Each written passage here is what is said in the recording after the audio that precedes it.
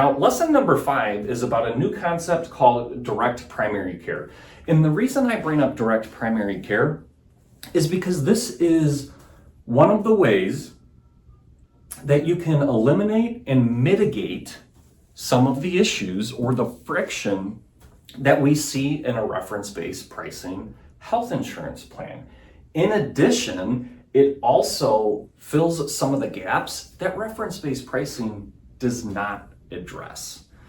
And so reference-based pricing does not address the quality of a procedure you get or how often you are utilizing healthcare services, right? It impacts the financials of the health insurance plan in its most simplistic term. We are putting guardrails up on egregious providers, but there are still other issues that exist within a health insurance plan. And direct primary care fill those gaps. So let's talk about what is direct primary care.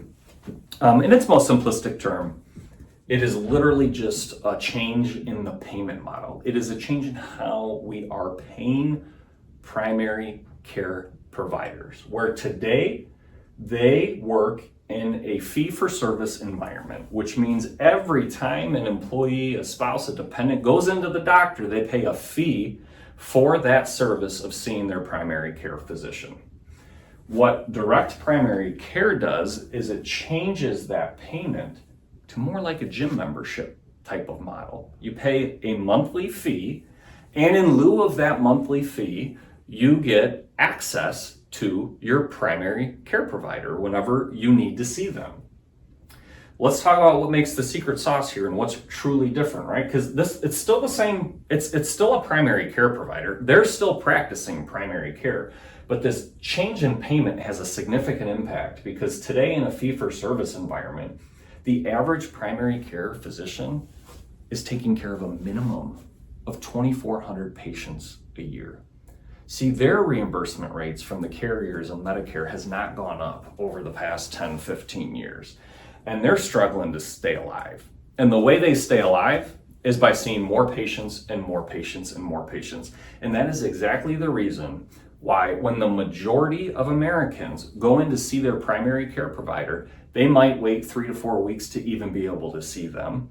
And by the time they actually get an appointment and they go in, they're going to sit in the waiting room for 30 minutes.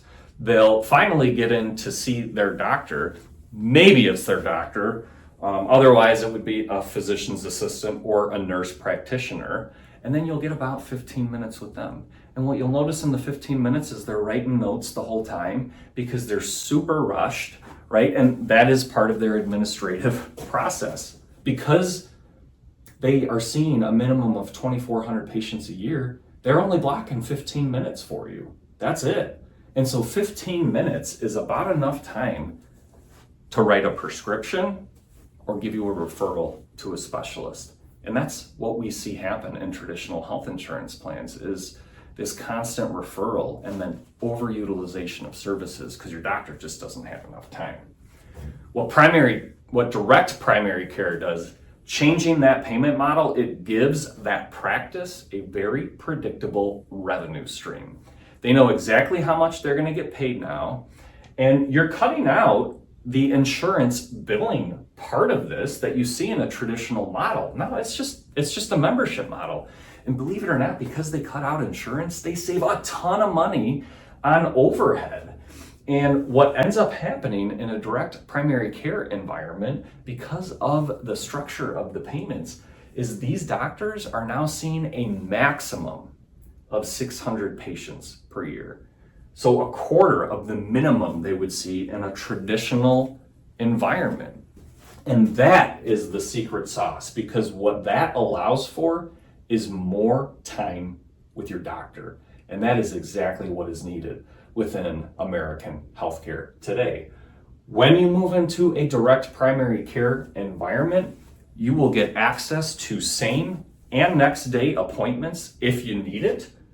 You will have an initial 2-hour appointment for an entire download of your family history. And you will have hour appointment blocks set up after that to ensure that you have the ample amount of time for your primary care provider to address the needs that you came into the appointment for.